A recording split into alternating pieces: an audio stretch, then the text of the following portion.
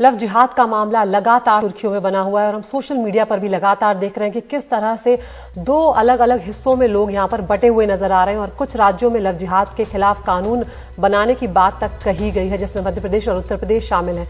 अब आपको उत्तर प्रदेश की एक घटना बताते हैं जहां पर 2019 के एक लव जिहाद के मामले में इलाहाबाद हाई कोर्ट ने 11 नवंबर को फैसला सुनाया है, जिसमें उत्तर प्रदेश की जो FIR थी उसे खारिज कर दिया गया है। आपको बता दें कि 2019 में यूपी के कुशीनगर में धर्म परिवर्तन कर शादी का मामला था। हिंदू लड़की के परिवार की शिकायत पर मुस्लिम लड़के के ऊपर FIR दर्ज की गई थी और परिवार ने शशांक ये तक आरोप लगाया था कि लड़की जो है, उनकी जो बेटी है वो नाबालिग है।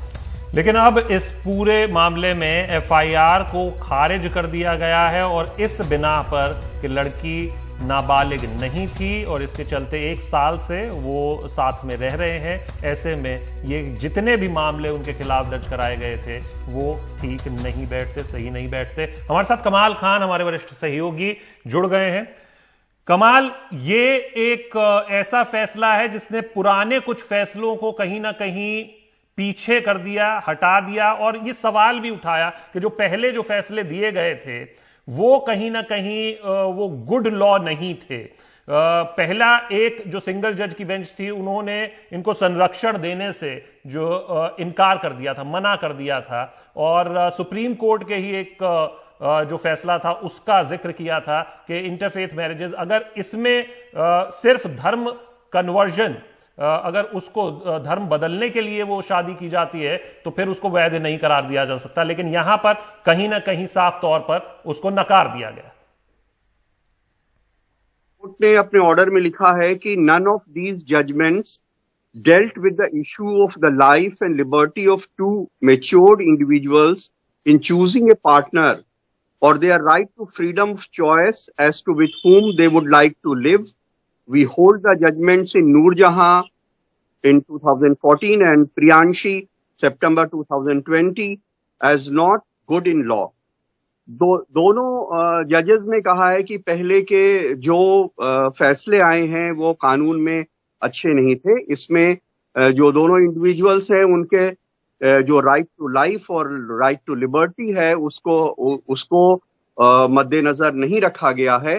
और इस मामले में भी माता पिता ने FIR कराई थी कि लड़के ने अपहरण किया है, लड़के के ऊपर अपहरण का मुकदमा था, पॉक्सो एक्ट का मुकदमा था, जबरन धर्म परिवर्तन करा के विवाह करने का मुकदमा था।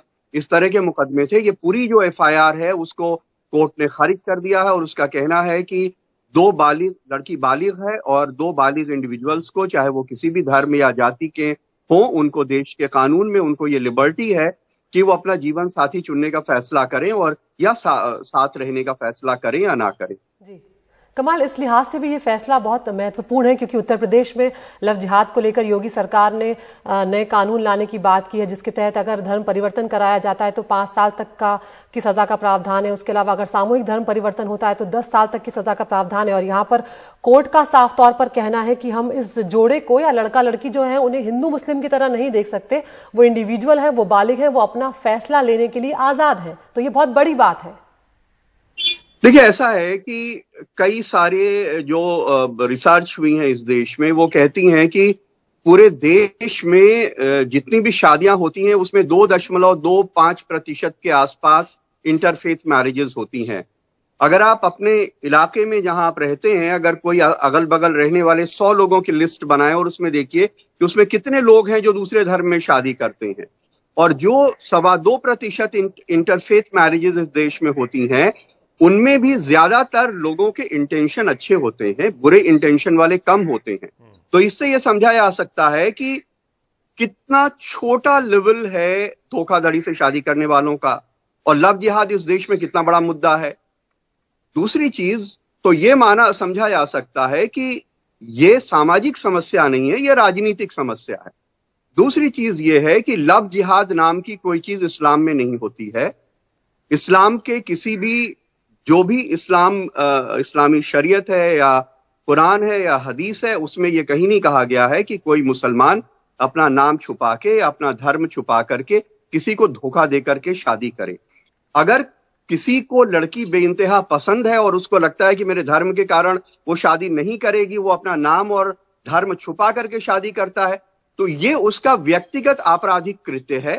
देश में इसके लिए कानून है, उसके ऊपर मुकदमा चलना चाहिए, उसको सजा मिलनी चाहिए। लेकिन इसके लिए मोहम्मद साहब जिम्मेदार नहीं है, इसके लिए इस्लाम जिम्मेदार नहीं है, ना कोई ऐसी रिसर्च है, ना गवर्नमेंट की किसी एजेंसी ने कोई रिपोर्ट ऐसी बनाई है कि देश में कहीं कोई ऐसा संगठित गिरोह या अभियान चल रहा हो कि एक धर्म के लड़के दूसरे धर्म की लड़कियों को वरगला करके धर्म परिवर्तन कराने के लिए शादी कर रहे हो। जब ऐसी शादियां ही केवल 2.25% देश में होती हैं, तो उन 2.25% में मेजॉरिटी उन लोगों की है जो जिनके लिए धर्म महत्वपूर्ण नहीं है, जीवन साथी महत्वपूर्ण है। इस कारण से वो दूसरे धर्म के लोगों के साथ में विवाह करते हैं। तो ये समझा जा सकता है कि ये मसला जो है सामाजिक नहीं है, ये राजनीतिक है। शुक्रिया कमाल, इसको विस्तार से समझाने के लिए और बताने के लिए कि आखिर कहाँ गलती है, और जो वहां आंकड़ा आपने दिया है 2.25%, और ये समझना होगा कि ये किसी एक धर्म समुदाय के लिए नहीं है। ये धोखा जो है वो व्यक्तिगत तौर पर किसी के भी साथ वो कोई भी कर सकता है, और उसके लिए अलग अलग धाराएं हैं आईपीसी में। 420 की धारा है, उसके अलावा अलग धाराएं हैं।